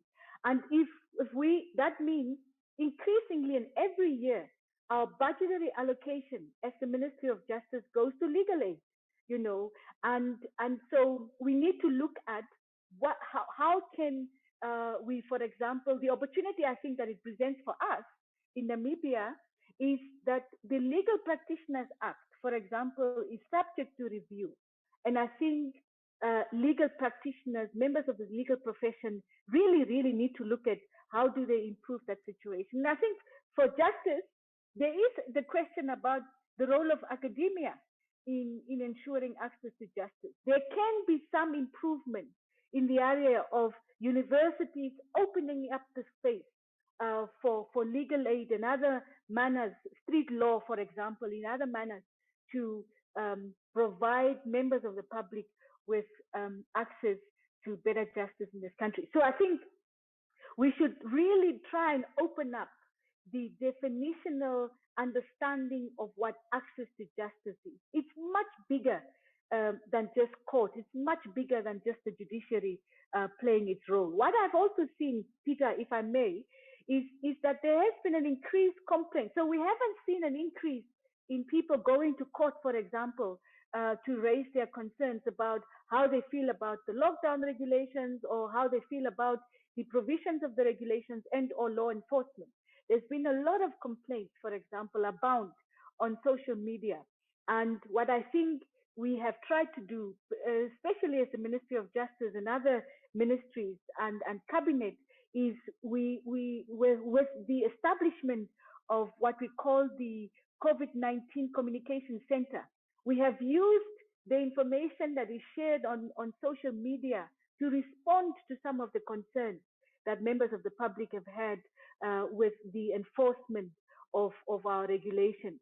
So what this has done for us, at least, is to increase our communication with members of the public and also to clarify some of the regulations, an opportunity that doesn't always exist. You know, a law is passed and kind of life goes on. But with these regulations and the changes that we were making during this, pandemic, is that we have opened up the opportunity for better communication with our public. Thank you, Minister Yvonne. Mandala, have you responded to this question? I did, but I lost connection. Maybe if you could allow me to come back. Yes, please. Take a bite. Okay, thank you. I was saying that, Jenny, I agree with what KONDWA had said. I think it would apply to Malawi as well, especially if we're able to provide resources to such systems so that at least, issues of masks, issues of sanitizers and things are observed. But just to agree also with what the Minister Yvonne was saying, in the context of Malawi, under our constitution, section 41, the access to justice is not only limited to the courts. It also talks about tribunals. But in the current context, I doubt that the tribunals are working, because as I said, government has been issuing circulars saying that public servants must work from home. And therefore, because many of the people who preside over the tribunals are public servants, then they're not effective. But at least for us, it's just beyond the courts. At least tribunals are also included. And then in addition to that, I also wanted to mention that we have the Traditional or Local Court Act, which was passed in 2012. But until now, it has not been operationalized. You will recall, if you have been following the history of Malawi, that in the past, we used to have traditional court systems. And these were presided over by chiefs. And they were used by the one-party system to deal with people that were perceived to be against the regime at the time. And so people are still, grappling. People are still have fear whether these traditional courts, if it will be operationalized, would not go back. In my view, I think we wouldn't go back to what they used to be under the one-party regime, because now they will be part of the formal judicial system, unlike in the past that they were a system on their own. So yes, I think for me, there's room for expanding the concept and allow informal court systems that we already have in the village to help deal with some of these matters, except that they may not have jurisdiction to deal with some of the bigger cases, which they preserve for the traditional courts. That would be my submission. Just picking up from what you've all shared, and especially from the Minister Yvonne, the whole question of cost, affordability, and accessibility. Again, I would like to ask all of you, do you think then this crisis offers us an opportunity to either embrace or strengthen ADR mechanisms in our respective countries, starting with KONDWA? From the Zambian perspective, Peter, the ADR system is used quite a lot by litigants, and part of the guidelines that I was talking about that have been put in place actually encourage the use of ADR as an alternative to avoid, and in fact, to encourage the speedy resolution of matters. So definitely there's an opportunity to embrace it, to enhance it, and to utilize it fully. I think often litigants and maybe they don't understand the benefits of ADR, but I think with the pandemic now, a lot of litigants are beginning to appreciate that this could be an option, a better option, a quicker option for them as litigants. Obviously, looking to the role that as lawyers we play as well as practitioners in this ADR process as well. And I think there's need for the profession, both from the bar, from the bench, and from other court users to really utilize the ADR process. There are many cases, that are being resolved much faster using that process. So it's definitely an opportunity from the Zambian perspective that has already been put in place, that already has been implemented, but just I think requires further enhancement in terms of usage so that litigants and other court users can appreciate that this is probably an option to go with, rather than to insist on the traditional, or should we say the standard court process of things. Oh. What about the perspective from your brother from Malawi, literally your brother from Malawi? Malawi, how is it? Okay, for us, I think I'll start from the Constitution. I think it's under section, is it 14 or 16? It's one of the directory principles of our Constitution, which encourages the use of alternative dispute resolution for settlement of disputes. And they mention mediation, arbitration, conciliation, good offices. I think there are about 5, but I've forgotten the last one. Now, for arbitration, we have a legislation in place which we use for that. And for mediation, we have a court-sanctioned mediation. So once you file a matter in court and the other party has filed a defense, then the matter goes for mandatory mediation before a judge.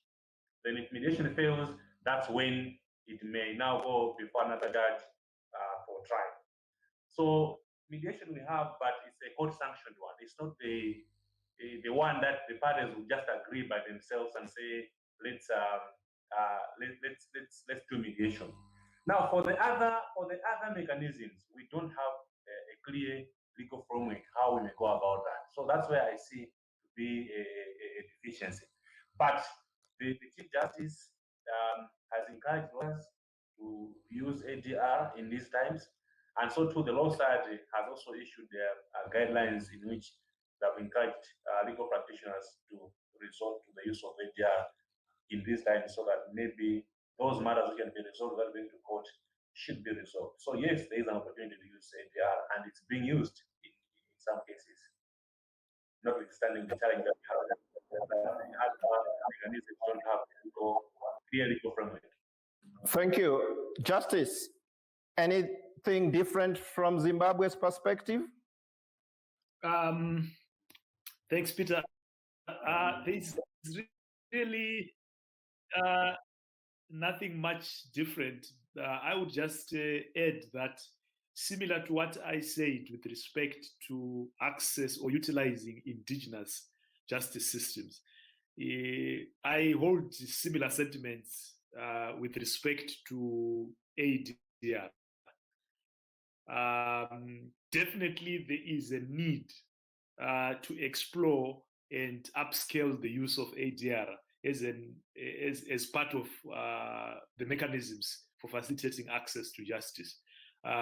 We need, I'm sure, to take advantage of the momentum that has been created by COVID-19 to go in that direction. Particularly, what COVID-19 has shown us, that our perception that access to justice is access to a specific courtroom, And now access to that courtroom is no longer possible. The courtroom is shut down, and then there is no access to justice. So that exposes the inadequacy of our understanding of access to justice. So we need to open up more avenues, and definitely ADR is one of the avenues that we need to open up and we need to make use of. But as I think Minister YVONNE also indicated with respect to ADR, we need to make sure that our legal framework is adjusted in order to allow that. We need to ensure that capacity is strengthened in that area, and above all, we need to ensure that the principle of impartiality and independence is strengthened in those avenues. And I think this is the work that you and me have in the post. I wouldn't say the post-COVID-19 era, but from now onwards, because we don't know when we will be in the post-COVID-19 era. Can I just quickly say something, Peter, about indigenous justice? I'm okay if you in 1 minute. Yeah. I think dealing with the indigenous justice or using the indigenous justice system to upscale access to justice, yes, YVONNE has got a point when she said, us as academics, we need to also reflect on this. What is actually interesting is that in the region, there are only 2 universities that are teaching customary law as a compulsory course. The rest are either not teaching it at all, or they are not teaching it as a compulsory course. It's an optional course. So that already shows you, I think, where our mindsets are focusing on when we are thinking of justice, even in the academia. So there is need for a philosophical change, I think, across the board, from academicians to lawyers and to governments. So that's one point I wanted to make, to say we need to all actually change our perception, not just as development actors, but also governments, lawyers, academics, so that we all can start doing what we were supposed to do long before COVID-19, to open up access to justice so that everyone is able to access justice irrespective of their socio-economic standing in society. Thank you, Justice. And just to let our audience know that our poll is closing in the next 5 minutes. We close our poll in the next 5 minutes. So kindly tell us, do you think that access to justice in Southern African region is likely to get better, to get worse, or to remain the same? Kindly share your feedback with us, and we'll be closing in the next 5 minutes. Probably the last round of questions on this matter before we can comment on the results of the poll as we receive them is on the question of enforcement of court orders during this pandemic. How is it working out in Namibia? So just to say, since 2014, Namibia actually had started to move in the direction of alternative dispute resolution mechanisms. It was introduced through a High Court rules of 2014. And I think generally that is the direction in which we are moving, to focus on alternative methods of dispute resolution. There is even a center set up at the Ministry of Labor that focuses just on that aspect. And since 2007, actually, the Ministry of Labor introduced that method. So those methods have been in place for quite a while. The question, though, is whether there has been an increase in the usage of them, since COVID-19. I have no data to say that there's been an increase or decrease. Maybe at a different platform, that information will be shared. I also want to say that we are introducing now what we call plea bargaining, and maybe Justice can share with us whether or not South Africa has moved in that direction, but we have an amendment that will be tabled of the Criminal Procedure Act of 1977. We're still using the South African old one, and we are moving towards overhauling it. So plea bargaining is another option that we are considering in Namibia. The third, I think, Justice and maybe Peter, that we really need to think about is the question of local standing. At the moment, the definition of standing in court is restricted to you must have a direct or substantial interest. In Namibia, we are proposing to move away from that so that, you know, even NGOs, for example, can represent members of the public, and that will address some concerns around access to justice. You know, questions around class actions. I don't know in other jurisdictions, but certainly in Namibia, it's still an issue that we are reconsidering so that we can open up the space for members of the public, particularly those that are vulnerable and don't have easy access to the funds, that they can have an opportunity through other institutions, academic institutions, NGOs, and so forth, that can assist them. And then lastly, on that point, is the question around pro bono work. I think we need to improve our pro bono culture as the legal profession, and I think government is doing what it can with its legal aid systems and, you know, its support to community courts, and now the proposal to open up our small claims arrangements. But I think members of the legal profession and the academia and other members of our society really need to think about how they can support members that cannot afford legal services in the country. So that's, in a nutshell, my response on that particular question. About enforcement, Peter, the courts never stopped working. You know, there was limited work. You know, they had limited times that they're working during the lockdown. Now that we are in stage 3, courts are basically in full swing of work. And so all the other institutions that support the court system, you know, whether it is your messenger services, deputy sheriffs, and so forth, you know, the enforcement has not really been an issue if you're talking about orders. So if there's an order, you know, we haven't had a problem where people would have a glaring contempt of not complying with orders. In fact, government has generally been commended for complying with orders if we are required to. I do want to sneak in one aspect, and that is whether or not our crimes during COVID-19 have been punitive. They have not been. The approach that we have taken during this pandemic is always first give people opportunity to remedy their mistakes. So, for example, if somebody does not have a mask is a legal requirement. If you are in public, you must wear a mask.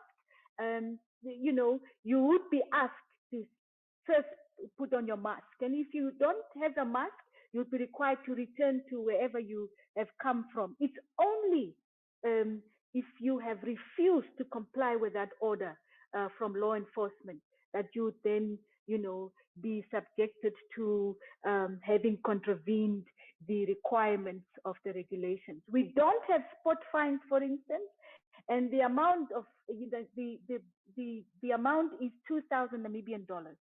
So making it generally affordable to most people. There have been some challenges that have been identified by members of the public about the manner in which the law enforcement has handled the situation, but that matter is receiving attention from both the security cluster, the Office of the Attorney General, and of course, my office as well. So we've been very responsive in responding to questions that people are raising and complaints that people are raising during this. Thank you, Minister Yvonne. Mandala, Malawi is known to have, actually now your judiciary started to be among the most progressive and the strongest. So they can issue those court orders, but are they being enforced? Mandala, we lost you. Let me come to KONDWA. In regards to court orders during this pandemic. As regards enforcement of court orders, I think as I'd mentioned earlier on, regarding the Zambian perspective, the courts, in as much as operations had ceased, in inverted commas, the work continued, the court continued to work, albeit remotely. So what we were seeing as practitioners or seeing in the court system was judges working from home. However, you, as practitioners, you were still allowed to file whatever documents you needed to file. So from that perspective, all that changed was really the full physical access to the court premises and possibly to the related arms of the judiciary, for instance, the sheriff's office. But generally speaking, I think the enforcement of court orders continued to a certain extent, to the extent possible. Keeping in mind the fact that obviously physical presence was limited. I'm aware that state injunctions have in this period, in the last 3 months, still continued to be issued. And I think the challenge really maybe is just coming from that physical interaction that one would have with the different arms of the judiciary, such as the sheriff's office. But otherwise, I think the enforcement of court orders continued to take place.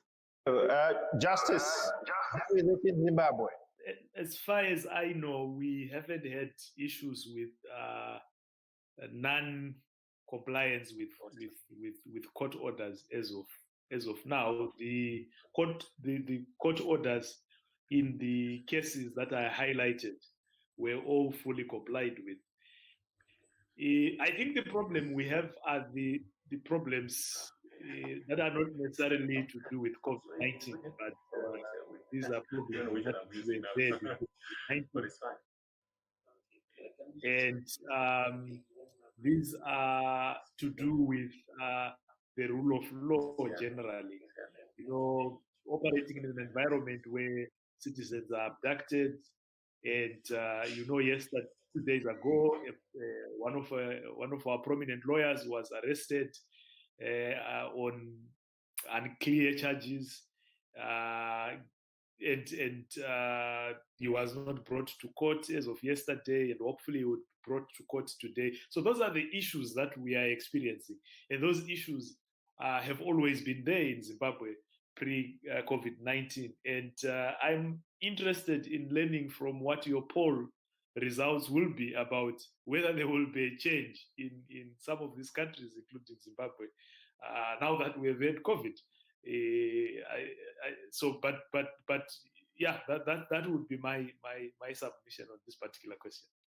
Thank you very much, my panel, for sharing with us all those perspectives, which I think are very important. And as we've all agreed, when we are talking about access to justice, it is about time we start talking about it from a broad sense, not just accessibility to courts, not just having legal representation, but looking at it from the broader perspective. And with us, we have the results of our opinion poll. And to answer you, Justice, our opinion poll says that 100% believe that the situation will get worse. I will just go quickly because I might need to attend to another thing after this. Look, I am not surprised by the result because of the fact that I think a lot of the things that we have seen on the continent is that prior to COVID-19, there was a lot of mistrust between the citizens and government. I mean, there's a public trust gap. And I think citizens don't trust their governments for the right reasons in most cases. And a lot of mistakes have been done in trying to deal with this crisis. A lot of positive things have been done, and we should appreciate. There are things that were done right by a number of our governments to protect life, but there were a lot of mistakes. But also there are other governments that took advantage of the crisis to subvert the rule of law and human rights. And that is what explains the outcome of your poll, Peter. Minister Yvonne, what is your take on the poll results? I must say I'm a little bit taken aback, not entirely surprised, but I think maybe harsh result, I think. because there's been a lot of effort to improve the conditions. And I'm not saying, and I think, I cannot speak for other jurisdictions, but at least in our jurisdiction, there's been a much more openness in our communication with members of our public. There's been a bigger effort to even address the concerns around socioeconomic issues. It wasn't perfect. For example, the emergency income grant that was given to people that were unemployed, that did not get any grants from government, was well received even in the region, I think. Some of our, wage subsidies that came as a proposal from the Social Security Commission. So there's been some work I think our governments were trying to do to improve the situation of our people. For example, if you look at, our grade 11 and 12 learners went back to school today, and the effort that the Ministry of Basic Education, Arts and Culture had put in to ensure that there's compliance with the health protocols that was expected from our Ministry of Health and Social Services. I was hoping with the opening up in the various stages and the opening up of our courts, that there would be a consideration that there's been a speed at which governments have generally responded to the pandemic. And that speed, there should have been some acknowledgement. I did not expect a 100% pass, but I certainly expected some acknowledgement of some of the good work that governments are doing around the region. But the point that Justice is making, I cannot deny the existence of it. And I think it's certainly an indictment on our governments in the region to really look at the concerns that members of the public have around not only questions of access to justice, but generally around the framework of our democratic institutions, our accountability around the legal and policy frameworks, even just our interactions as the executive.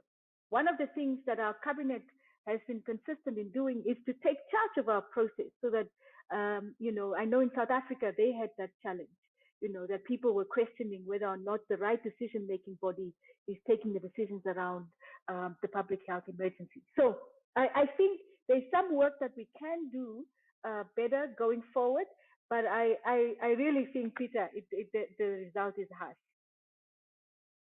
Just before I give the floor to KONDWA to comment on that, I think, Minister, probably what is coming out clearly, the people who are polling are the consumers of justice. And if that is what they perceive, then that tells you something about, people who have the responsibility, policy makers. Are people involved? Do they know what is happening? Because I think you've shared very positive things that the government of Namibia is doing, for instance. But are all people aware of those things, or it's just, something that ends within the confines of the government structure? And I think that is where the challenge is. And because the poll is about perception, that is what we need to start remedying. KONDWA, please take us home. Tell us, what is your take on the opinion poll? Thanks, Peter. I'm not so surprised, but I didn't expect a full 100%. But I think the poll is indicative of the citizens' feelings. The citizens on the continent appear to be disillusioned. Yes, we know this is just a small poll, but I think it's reflective of how the citizens feel about what the status quo is like. And I think what this then does is calls for more efforts by governments in the southern African region.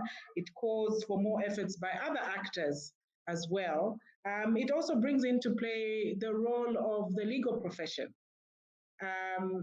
What role are we playing in this whole process? So I think it's food for thought. There's a lot of introspection. There's a lot of reflection that needs to come. And that needs to continue, and a lot of consultation that needs to continue with the court users, with the citizens as in general. So I'm not so surprised, but I thought it wouldn't be a full 100%. But I think, as I say, there's work to be done. There's more work to be done for us as legal practitioners, as different actors. So I think that really is my view.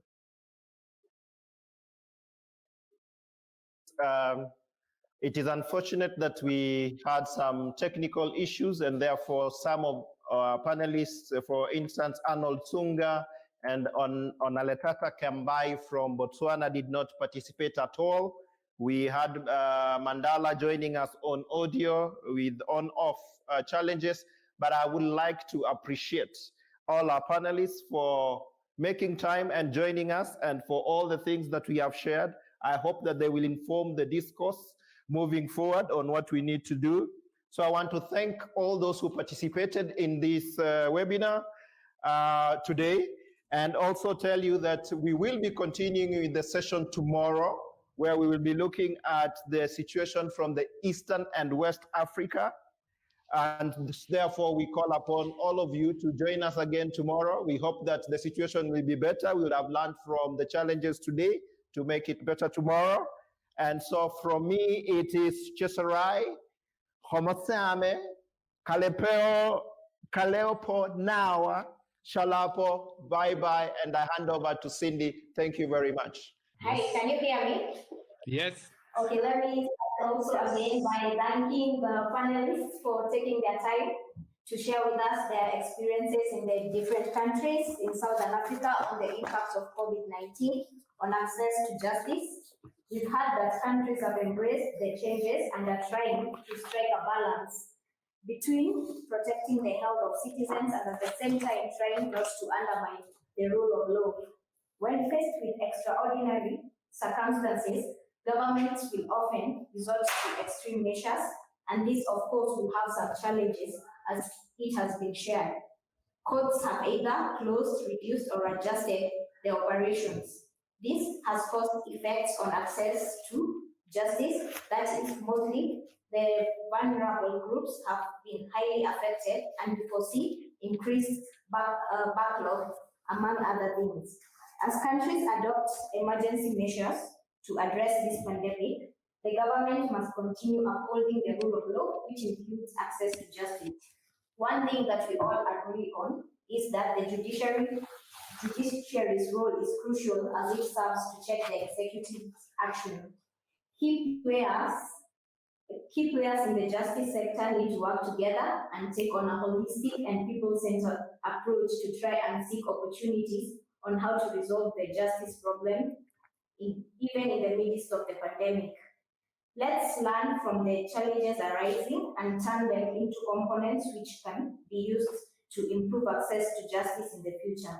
As Peter has said, kindly join us tomorrow at 10 a.m. East African time, where we shall engage with other panelists from Eastern and Western Africa, where they shall also be sharing their experiences on the same.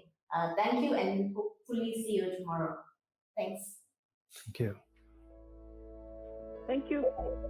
Thank you, panelists. See you again, and join us tomorrow. Bye-bye. Goodbye.